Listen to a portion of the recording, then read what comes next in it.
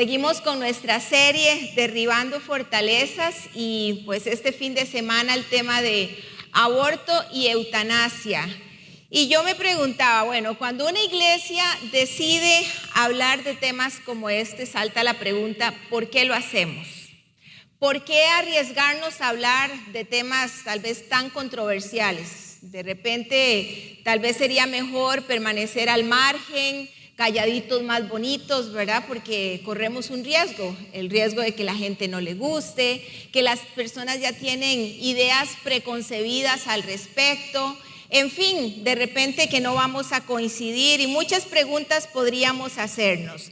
Pero cuando nosotros tenemos estas dos palabras frente a nosotros, que son muy comunes ahora, en las noticias, en las redes sociales, en el mundo se habla de aborto y eutanasia. ¿De qué estamos hablando? ¿De qué estamos hablando? Estamos hablando de muerte, pero estamos hablando de muerte desesperanzadora. Y estamos hablando de la desvalorización de la vida humana. Y estas son dos razones importantes para abordar este tema. Así que les pido desde ya que me acompañen en oración para que el Señor nos guíe. Señor, en el nombre de Jesús, nos ponemos en tus manos una vez más frente a estas dos palabras, Señor, que en nuestra sociedad son tan comunes hoy día. Pidiéndote, Señor, que a la luz de tu palabra, tú ilumines nuestro pensamiento, nuestro corazón, nuestra conciencia, Señor, en el nombre de Cristo Jesús. Abre camino, habla nuestras vidas, Señor, y que tu palabra caiga en buena tierra. Amén y amén. En una sociedad posmoderna como la que nosotros vivimos, todas las voces deben ser escuchadas, pero no solamente son escuchadas, sino que también todas las voces deben tener un lugar. Así que parece ser que la tolerancia es la madre de todas las expresiones sociales que vemos a nuestro alrededor. Cada vez más nosotros como personas cosificamos a los seres humanos, a las personas, cosificamos las relaciones, las ponemos en términos materiales. Las personas valen no por lo que son, sino por lo que tienen. Y esto lleva a una desvalorización de la vida misma. Nosotros como iglesia y como cristianos luchamos contra el aborto, efectivamente. Tratamos de ayudar a las personas que tienen pensamientos suicidas, luchamos contra la eutanasia por una sola razón, y solamente hay una, no hay dos, y es que la vida humana tiene valor. Dice el Salmo 139, 16, tus ojos vieron mi cuerpo en gestación. Qué maravilloso saber que los ojos de Dios estaban sobre cada uno de nosotros cuando estábamos de este tamaño. Nos estaba formando, Él estaba dando forma a cada una de las etapas de nuestra vida. Estaba dando detalles, estaba dando propósito a nuestra existencia. Dice el salmista que todo estaba ya escrito en tu libro.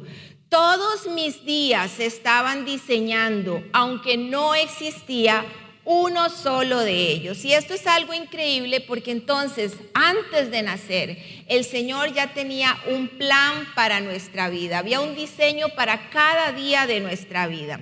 Así que lo primero que nosotros tenemos que entender es que la vida humana tiene valor. Y cuando hablamos de aborto, pues hoy ya no se discute si el aborto es lícito o no es lícito. Simplemente se está aceptando como una verdad, como una realidad. Del libro Bioética Cristiana, que se los recomiendo, de Antonio Cruz, extraigo el siguiente texto. Hoy el aborto forma parte de la revolución sexual de Occidente. El claustro materno se ha convertido en el lugar más inseguro del mundo en una sociedad liberal que aspira a ser avanzada y encubre la realidad del aborto con una capa de progresismo jurídico.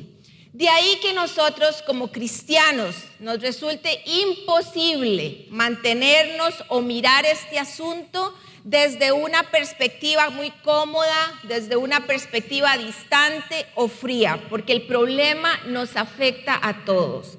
Como decía el poeta latino Tencio, hombre soy y ninguna cosa humana me es ajena.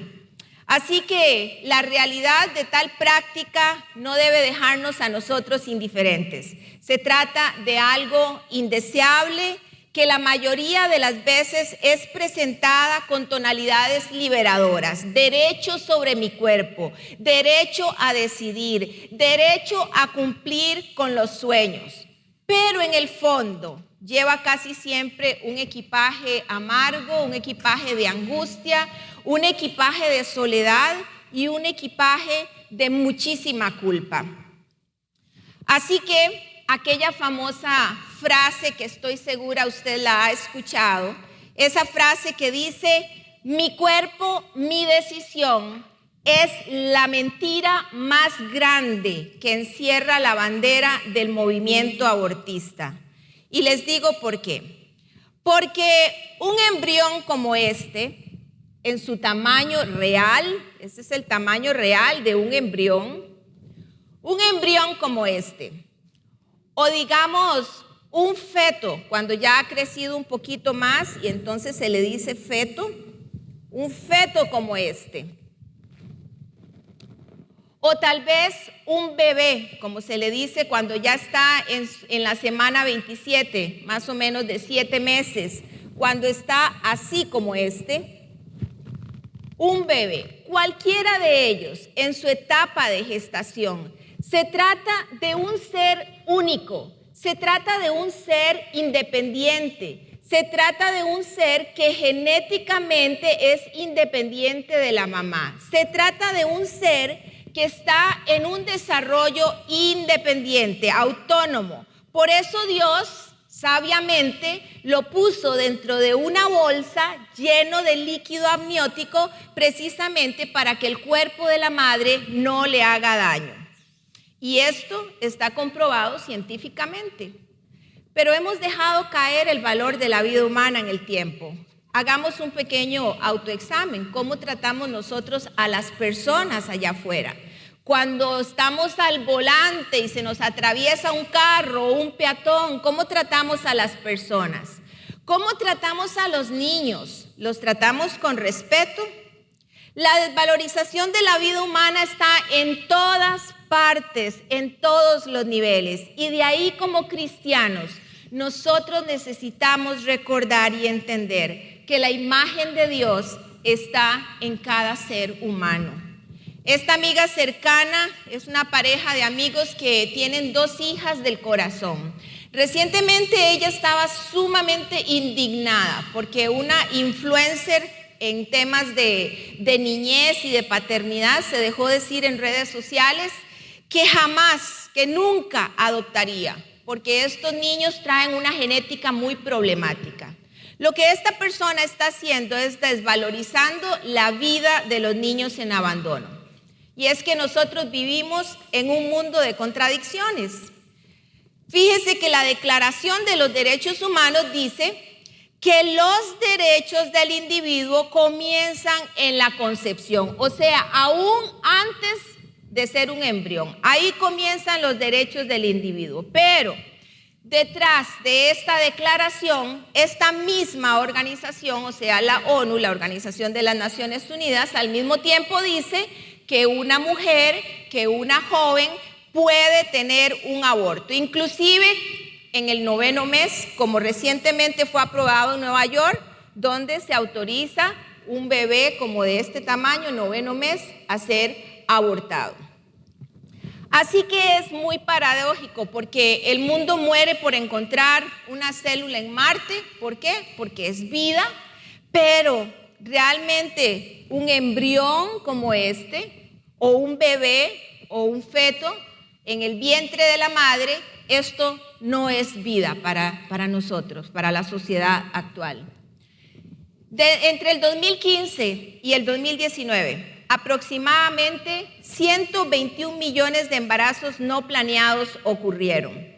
Cada año, de estos embarazos no planeados, el 61% terminó en aborto. Esto se traduce en 73 millones de abortos por año. 73 millones de seres humanos en este tamaño fueron abortados. Si vemos las siguientes fotografías, pareciera ser que el aborto se ha convertido en el holocausto silencioso de nuestra era posmoderna. En esta foto, en la primera fotografía, vemos que los países no habían aceptado el aborto como algo legalizado, pero la mancha roja ha venido creciendo. La mancha roja, que significa el aborto libre, va en avanzada, especialmente con el aborto psicosocial, que se hace cuando el bebé es simplemente rechazado por motivos psicológicos, sociales o emocionales. Y este tipo de aborto es el que se practica con más frecuencia en el mundo. Incluso algunas sociedades lo han adoptado, lo aplican casi como un método anticonceptivo más. Muchas veces las razones para llevarlo a cabo son poco relevantes, lo que evidencia una sociedad con anestesia de conciencia. Quiero presentar una entrevista que le hice a Natalia Jiménez. Ella está haciendo su tesis en el tema de aborto y nos explica un poco más cómo a nivel internacional esta agenda se viene moviendo y viene en avanzada. Vemos el video, por favor. El tema del aborto es muy importante sacarlo de la individualidad de cada persona y poderlo analizar desde lo que es la gobernanza global. Porque de hecho dentro de este tema se da una red de coordinación en donde convergen actores, recursos, llámense recursos económicos o recursos incluso técnicos, pero también múltiples intereses, tanto intereses políticos como intereses económicos que vienen al final a justificar cuál es la razón por la que realmente esta agenda ha avanzado a nivel global. Esta agenda global se puso en discusión a nivel internacional desde 1974 con el informe de Kissinger. Este informe vino a dar básicamente como un estudio de cuál es la demografía internacional para que Estados Unidos comprendiera el nivel, digamos, de amenaza que esto representaba para los Estados Unidos. Y es por eso que se pone sobre la mesa internacional, ¿verdad?, en discusión, y se crea lo que fue la Conferencia Internacional de Poblaciones en 1974 en Bucarest. En esta conferencia se aborda el tema del aborto básicamente sin filtros. Los diferentes países, que fueron más de 100 países en esta conferencia, tomaron la decisión de no darle vía libre al tema del aborto. No fue bien recibido por parte de los estados, primordialmente porque fue dirigido a los países latinoamericanos, entonces no hubo éxito en esta primera negociación, pero fue hasta 20 años después, utilizando el mismo plan de acción, pero enfocándolo ahora en el Cairo, que fue la siguiente conferencia mundial de poblaciones. En esta última conferencia, en 1994, ahora vienen a utilizar la retórica del lenguaje, es decir, se aborda el mismo tema pero con un lenguaje distinto, se utilizan eufemismos que al final de cuentas es simplemente para disimular que se quiere poner el tema del aborto en discusión, en negociación, pero ahora le van a llamar derechos sexuales y reproductivos o planificación de la familia. De esta forma los estados lo acogen y ahora sí se logra dar, por decirlo de alguna forma, éxito a que avance a nivel global esta agenda.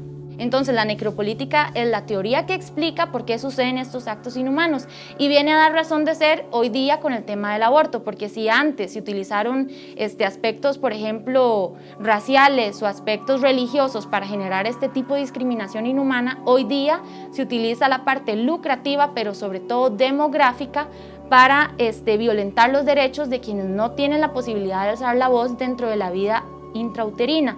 Pero aún más la segunda teoría, que es la biopolítica, es la que sustenta o termina de amarrar lo demás, porque es al final de cuentas el control demográfico, que desde el informe de Kissinger se vino a poner en discusión que era la razón por la que iba a avanzar la agenda. El impacto que tiene en nuestro país es completamente importante de abordar, porque esta es una agenda progresiva, es decir, es una agenda que va avanzando poco a poco. Lo podemos ver en casos recientes, muchas personas tal vez lo vieron en la noticia de Colombia, que aceptó el aborto hasta las 24 semanas. Muchas personas incluso que estaban a favor del aborto se indignaron porque no lograron comprender por qué era tan necesario dejar que el feto llegara hasta este nivel de gestación para que se cometiera un aborto. Pero es entonces cuando es necesario analizar los actores internacionales que existen en torno a todo este tema lucrativo. Y es aquí donde la IPPF, Planned Parenthood, que es una clínica abortiva a nivel internacional, es necesario analizar sus propios informes informes, en donde ellos reportan 56,000 sucursales alrededor del mundo, en más de 170 países, y de entre los cuales, de hecho, en su informe del 2018 mencionan que lograron 13.2 millones de abortos en un año. Y bueno, ellos mencionan también que son cifras muy impactantes, que los abortos del primer trimestre, que son los abortos más baratos, por decirlo así, son de $1,500, lo cual, haciendo una multiplicación rápida, representa 19 billones de dólares en un año. Es decir, si lo ponemos en referencia con el PIB de Costa Rica, 1/3 del PIB de nuestro país es lo que logró realizar esta Organización Internacional de Abortos en el mundo, lo cual son cifras que demuestran por qué es que tiene que avanzar esta agenda. No les basta con que el aborto se legalice solamente en condiciones en que la vida de la mujer esté en peligro, no les basta tampoco con que el aborto se legalice en casos de violación, no les bastan las 3 semanas. Necesitan ir en avanzada. El caso de Colombia es un ejemplo con las 24 semanas. En el caso de México son 27 semanas. Estamos hablando de bebés de 7 meses a los que se les practican abortos y que realmente no tiene ningún sentido ni ningún derecho humano nada de esto, sino que es aquí donde podemos evidenciar que detrás de todo esto no es el luchar por los derechos de la mujer, sino realmente lucrar con la problemática de las mujeres sin darles una solución a la raíz del problema. Diría que es necesario despertar y despertar de una manera objetiva, tener la conciencia y la responsabilidad como ciudadanos pro vida de buscar la información y respaldar nuestra posición para que así otras personas se enteren y puedan ver más allá de la discusión moral y que podamos tomar una posición fundamentada y defender los derechos de los niños por nacer.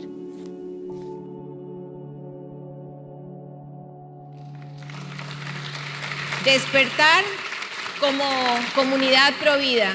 Y cierro con la carta del testimonio de Bernard Nathanson llamado Rey del Aborto, que escribió una carta abierta en el 92 donde dijo: soy responsable directo de 75,000 abortos. ¿Cómo pasé de ser un destacado abortista a un abogado pro vida? En 1973 tuve que iniciar una unidad de investigación perinatal en un hospital. Era el comienzo de una nueva tecnología que ahora utilizamos diariamente para estudiar el feto en el útero materno. Un típico argumento pro aborto es aducir la imposibilidad de definir cuándo comienza el principio de la vida, afirmando que ello es un problema teológico o filosófico, pero no científico. Pero la fetología demuestra la evidencia de que la vida comienza en la concepción y requiere de toda nuestra protección. Usted podría preguntar, entonces, ¿por qué algunos doctores conocedores de la fetología se desacreditan practicando abortos? Cuestión de aritmética, es un negocio muy lucrativo. Como científico, no creo. Yo sé y conozco que la vida humana comienza en la concepción y eso es una verdad. Ahora, cuando hablamos del tema de eutanasia, algunos se refieren a la eutanasia como el homicidio piadoso o como la muerte digna. Usted le puede poner el nombre más piadoso que usted quiera, pero si es que nosotros ya le hemos perdido el valor a la vida antes de nacer, pues con mucho más razón se lo vamos a perder al final de la vida. La eutanasia comenzó con aquel argumento de que hay personas que están al final de su vida en una enfermedad sufriendo mucho y que era mejor ayudarles a terminar con ese sufrimiento. Ahí fue donde empezó, pero no es ahí donde estamos hoy. Bélgica y Holanda tienen eutanasia para personas que no tienen padecimiento, simplemente no quieren seguir viviendo. Tienen eutanasia para menores de edad, para adolescentes. Lo paradójico en estos países es que usted no puede darles una llave de un carro a un adolescente, a un menor de edad, porque no tienen la capacidad para decidir, pero sí tienen la capacidad para decidir que les quiten su vida. Así que frente al tema de la enfermedad, de la muerte, los filósofos antiguos, ellos consideraban que el suicidio era una buena salida de esta vida. Pero ni el judaísmo ni el cristianismo aceptaron el concepto de eutanasia. De hecho, la Biblia no conoce esta palabra. Tanto el Antiguo Testamento como en el Nuevo Testamento La vida del enfermo, del anciano, de la persona que sufre, se concibe siempre desde el respeto, desde la misericordia, desde la solidaridad. Incluso la predicación de Jesús siempre fue tan sensible al dolor del débil que Jesús siempre se identificó con el sufriente, con el enfermo. Aunque en la época de Jesús estaban los leprosos que eran aislados, ninguna norma contemplaba la posibilidad de quitarles la vida. La cultura de la muerte en la actualidad en nuestra sociedad ahora tiene como una connotación de vergüenza. Más que la pérdida, muchas veces es la vergüenza de tener que pasar por un proceso de deterioro ante una enfermedad. Recuerdo el proceso terminal de una amiga tan doloroso que fue, pero más que la enfermedad era la vergüenza que ella sentía de estar en ese proceso. Para mí fue muy triste despedirme de ella prácticamente 2 días antes de que partiera con el Señor. Es que el estilo de muerte actual consiste en procurar disimularla o casi que negarla. Y es en medio de esta cultura del camuflaje a morir que la eutanasia entonces está tomando fuerza. Y nuevamente el mayor argumento de la eutanasia se basa en el derecho a la autonomía, el derecho que tiene cada individuo, cada persona para decidir sobre su vida y entonces decidir cuántos años quiero vivir o cómo deseo morir. La objeción más importante en este sentido es que solo Dios tiene derecho a quitar la vida del ser humano. Dice Deuteronomios 32:39, yo doy la muerte y devuelvo la vida. Cuando no hay fe, lo único que queda es la autonomía moral de la persona. Y si Dios no existe, entonces cualquier cosa es posible. La eutanasia puede ser voluntaria cuando la persona consciente hace la solicitud o involuntaria cuando es una persona que está en un estado de enfermedad y otras personas a su alrededor deciden por ella, sea que le aplican algo para que muera o sea que le dejan de alimentar y le dejan de hidratar para que la persona también, la enfermedad recorra su curso y la persona al final termina muriendo porque no recibe lo que necesita, hidratación y alimentación. Una de las paradojas más grandes para nosotros es que creamos y generamos leyes para la protección de los animales, lo cual está muy bien. Pero a la vez estamos generando leyes que proponen y atentan contra la vida de las personas. Colombia es el único país en Latinoamérica que despenalizó la eutanasia desde la década de los 90, pero para las personas que estaban en enfermos terminales. Pero hoy ya Colombia no está ahí, Colombia está aquí. Tanto la eutanasia en Colombia se dio este año a los 2 primeros pacientes en estado no terminal. Así que el aborto y la eutanasia comparten un común denominador, la muerte. Y lo más triste es que los países que han aprobado en sus leyes el aborto terminan aprobando también la eutanasia. Como siempre, nosotros creemos que la palabra de Dios es nuestra norma de vida, es la luz a nuestro camino. Y aunque la Biblia no habla directamente de estos temas, Dios sí hace afirmaciones que yo digo que son afirmaciones contundentes, son afirmaciones radicales. Y quiero compartir 3 afirmaciones que Dios sí hace y creo que nosotros tenemos que atesorarlas porque son la luz que puede iluminar nuestro camino en esta sociedad. Lo primero que Dios sí afirma es su soberanía. Él es el único creador, el único que gobierna el universo. No existe otro, porque dice la Biblia que Él es el primero y el último, el alfa y la omega, que antes de que todo existiera, Él ya era. Y tal como lo afirmó Job en su libro, dice, en sus manos está la vida de todo ser vivo, incluyendo un embrión como este, y el hálito que anima a todo el ser humano. Y Dios no es solamente el que da la vida, Él es también quien quita la vida. Dios mismo lo declaró, como lo mencionaba ahora en Deuteronomios: doy la muerte y devuelvo la vida. Así que podemos ver en estos dos textos dos realidades de la vida humana: la vida y la muerte. Ambas son jurisdicción exclusiva de Dios, le pertenecen a Él. Por tanto, el aborto y la eutanasia son la acción de usurpar la soberanía de Dios. Son la acción de querer tener el control de la vida y de la muerte. Y la Biblia es contundente en cuanto al origen de la vida. La primera declaración la encontramos en Génesis 1:1. Dios en el principio creó los cielos y la tierra.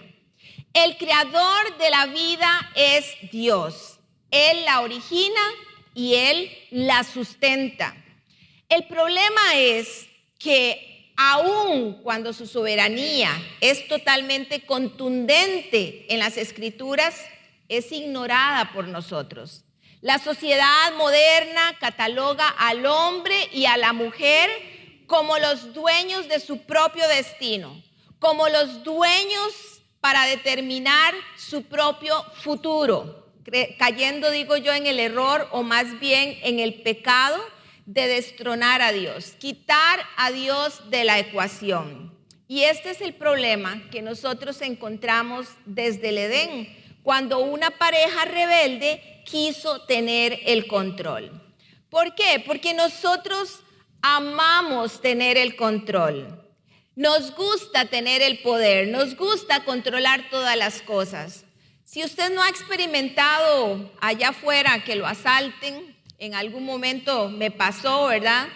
Queda esa sensación de que uno anda en la calle y uno anda cuidando el bolso y viendo para todo lado. Uno está alerta porque no tenemos el control de qué va a pasar una vez que nosotros salimos de nuestra casa.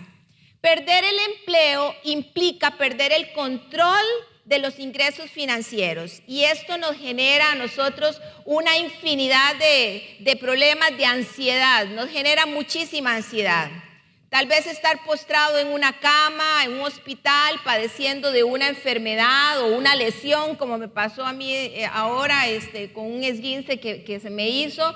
Perdemos el control de la salud, el control de nuestro cuerpo. No tenemos control sobre la salud y nos sentimos de alguna forma impotentes.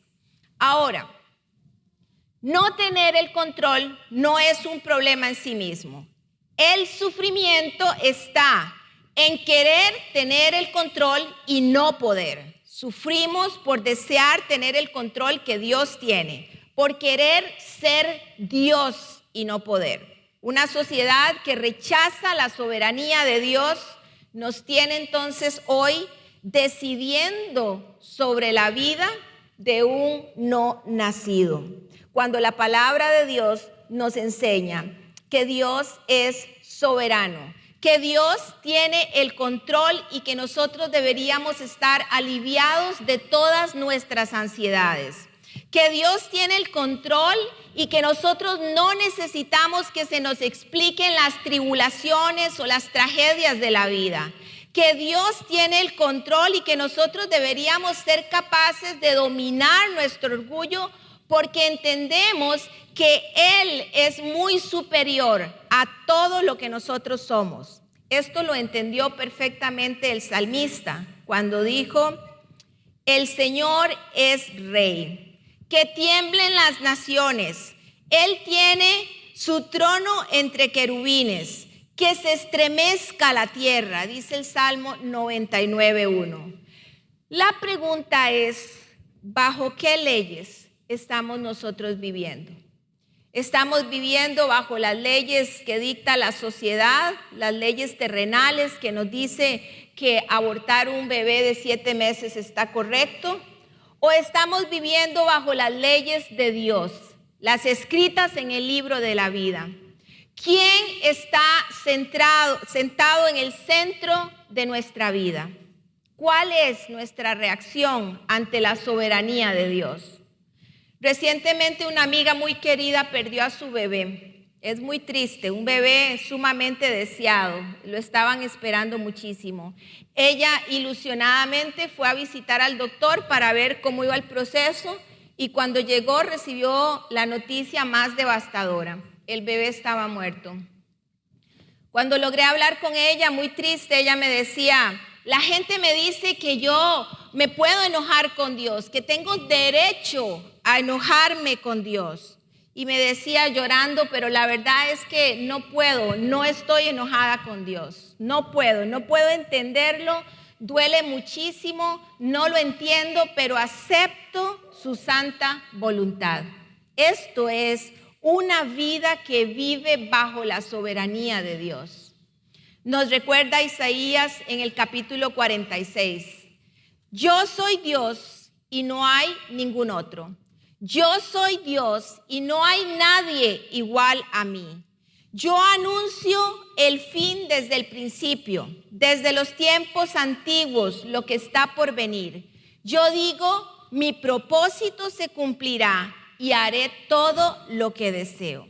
Dios es soberano y nosotros tenemos que poner un punto ahí.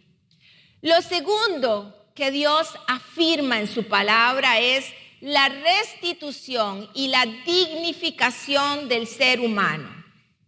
La dignidad se traduce como algo valioso y Jesús constantemente nos está recordando a nosotros cuán valiosos somos cada uno de nosotros delante de los ojos del Padre. Por eso nos dijo: así que no tengan miedo, ustedes valen más que muchos gorriones. Por supuesto que Dios ama a los animalitos, son su obra maravillosa, pero la vida del hombre, la vida del ser humano está en otro nivel, es otra cosa. Dios la valora de una manera diferente, porque nosotros tenemos la imagen de Dios. Desde el Génesis se nos enseña que el universo y que toda la vida proceden de Dios, que fue Él quien diseñó la tierra, que diseñó los cielos. Y dice que formó al hombre y a la mujer a su imagen y semejanza. Y esto lo repite 6 veces. Y vio Dios que era bueno. 6 veces Dios aprueba su creación original.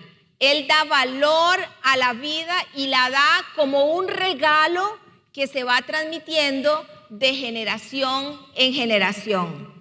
Nosotros no somos dioses, no somos semidioses, pero tampoco somos una escoria, un gusano. Nosotros tenemos el sello divino y tenemos propósito en nuestra existencia. Dice Isaías 43, porque yo los he creado para mi gloria. Fui yo quien los formé.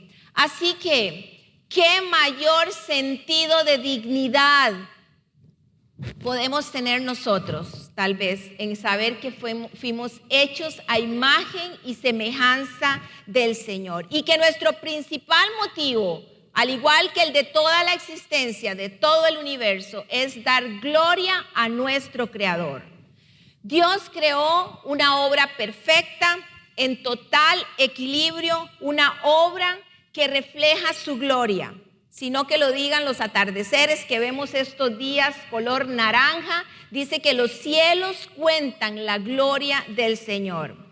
Pero sabemos perfectamente que a consecuencia del pecado, de la rebeldía del ser humano, este plan divino se vino abajo. Pero Dios no nos dejó allí. Dios no nos dejó allí. Y nos pregunta en Marcos 8:37, ¿qué se puede dar a cambio de la vida?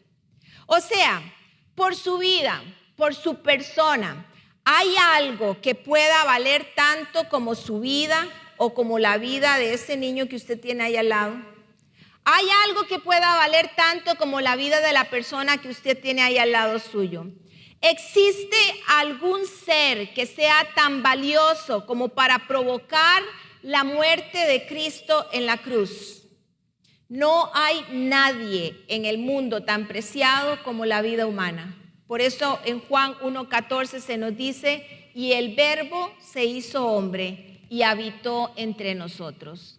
Tan valiosos somos que el Verbo se hizo carne. Y este es el acto de amor y el milagro más extraordinario, que el hecho de que Jesús se encarnara en nuestra propia naturaleza humana y asumiera la historia de los hombres, esto consagra y ennoblece todo ser humano, toda la raza humana. Dios nos ofrece un plan donde toda persona puede reconstruir la imagen que tenía cuando fue creado. La vida de toda persona es digna en sí misma y por sí misma, no importa lo que se haya hecho o el pecado que hayamos cometido. Jesús vino a restituir lo robado. Jesús vino a reconstruir lo que estaba quebrado, nuestra imagen. Y Jesús vino a darnos libertad del pecado, de la culpa y de todos los pecados que podamos sentir. Él vino no como un superhéroe, no como un fabulesco allí lleno de belleza y de músculos. Jesús se da a conocer como todo lo contrario.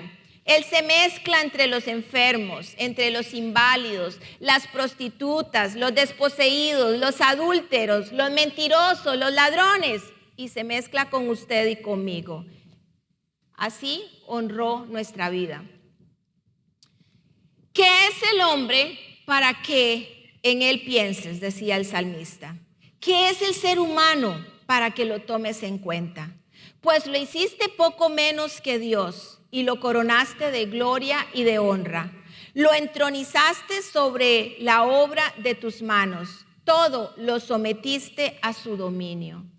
¿No nos salta a nosotros también, como el salmista, un sentimiento de admiración del gran valor y de la dignidad dada a cada uno de nosotros a través de Cristo? Yo creo que cuando lo vemos en estos términos diríamos que sí. Y el tercer lugar, además de la soberanía de Dios, además de saber que Dios afirma que dignifica al ser humano, Dios afirma vida sobre la muerte. Y esto es muy importante, porque el mensaje de Jesús apunta hacia la vida, a la vida auténtica. Es la vida que trasciende las fronteras del mal, es la vida que trasciende incluso la muerte. Dios es la vida. Cuando el salmista se sintió estupefacto ante el amor de Dios, dijo estas palabras: con el corazón, con todo el cuerpo, canto alegre al Dios de la vida. Cuando Jesús le dijo a Tomás: yo soy el camino, la verdad y la vida, le estaba diciendo en realidad que él era la encarnación del evangelio de la vida. El tema de la vida es central en el Nuevo Testamento. Dios es vida, Jesucristo es vida, así lo afirmó él: yo soy la vida. Y Jesús se opone a todas las expresiones múltiples de su tiempo que representaban la tendencia de una cultura religiosa que no respetaba la dignidad humana. Y entonces viene Jesús y se junta con las personas extranjeras, asiste a las fiestas organizadas por los recaudadores de impuestos, tocó a los enfermos, habló con las mujeres, conversó con los niños. Todas estas son expresiones antagónicas a la vida que Jesús es y que es la esencia de su reino. Hoy se contraponen la cultura de la muerte con el evangelio de la vida. La muerte nunca fue la idea de Dios. Hoy nosotros la enfrentamos con esperanza, la enfrentamos con dignidad, la enfrentamos porque tenemos al Rey de Reyes y Señor de Señores en la promesa de vida eterna. Si el Creador fue capaz de enviar a su Hijo inocente para que muriera en un madero, por amor al género humano, por amor a la raza humana, entonces es suficiente para nosotros saber que no existe nada en esta tierra tan sagrado como la vida del hombre. y por tanto esta debe ser estimada, debe ser protegida. El aborto, al igual que la eutanasia, pone a las personas, a la sociedad, a los seres humanos como los que pueden controlar la vida, como los que controlan la muerte. Pero cada intento que se hace en cada aborto, donde llega la muerte, es muerte desesperanzadora. Es muerte que no genera vida. Solamente Dios, el Creador, tiene derecho de determinar cuándo alguien vive o muere. Y el aborto y la eutanasia están en contra de su autoridad.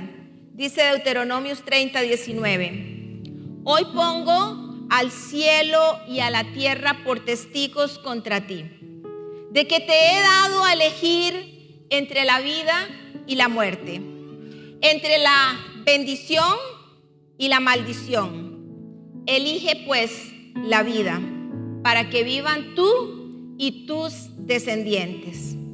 Nosotros vivimos en una sociedad donde necesitamos escoger la vida. Y el apóstol Pablo nos recuerda la razón por la que Dios espera que nosotros nos comportemos de cierta manera en esta sociedad. Y nos lo recuerda en 1 Pedro 2:9. Pero ustedes, y le está hablando a usted y me está hablando a mí, ustedes son linaje escogido, real sacerdocio, nación santa, pueblo que pertenece a Dios, para que proclamen las obras maravillosas de aquel que los llamó de las tinieblas a la luz admirable. Así que conociendo quiénes somos nosotros en Cristo, nuestra respuesta lógica entonces es que cada uno de nosotros debe procurar caminar de una manera digna de aquel que nos llamó de las tinieblas a la luz.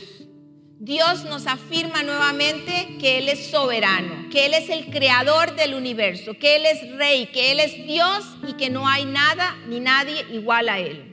Dios afirma la restitución y la dignificación para cada uno de nosotros, que nosotros valemos delante de Él.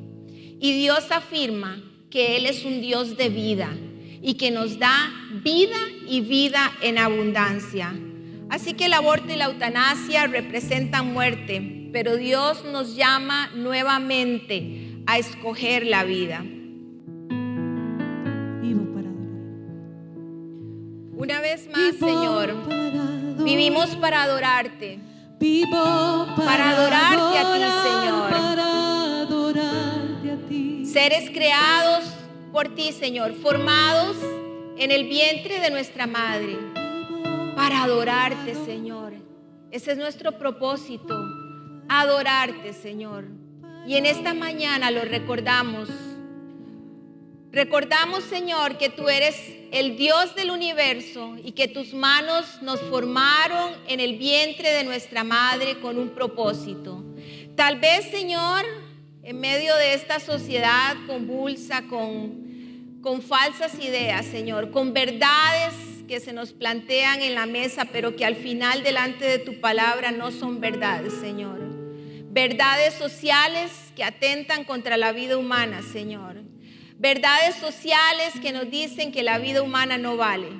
Una vez más recordamos, Señor, cuál es el propósito por el cual fuimos creados, y es adorar tu nombre, Señor, como parte de tu creación. Permítenos, Señor, caminar de una manera que podamos dignificar, Señor, tu nombre, que podamos honrar tu nombre, Señor, el que nos llamó de las tinieblas a su luz admirable, del que nos sacó de la muerte a la vida, Señor.